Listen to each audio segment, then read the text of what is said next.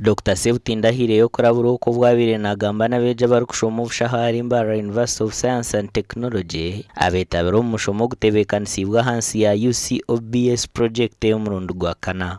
Statistics and for HIV, new HIV infections, and we are seeing a trend that older men are catching more HIV as young girls, more young girls are catching HIV. Bana abana bayita mu bingi bayina groups bewa advice oluse zitalimu nosanga nga yalitanywa mwenge yalita takola ebintu ebitasaanidde ng'abikola ku lwa groups. Kamucha Arnold coordinator wa project nagira ngu batireho omushomo gwo gutebekanisibwa n'ekigendererwa ky'okwegyesa ab'ejava ebikwatiriine n'okubarira oruzaaro ninga sexual reproductive health kugira ngu kibayambe kumanya babagiire omu byaro bwe bamaze kushoma babaase kumanya okubiine kutwaza baana bareeba barwire na munonga eminyeto ekubize kufuna obuheereza okukwatana n'ebyokuteerana.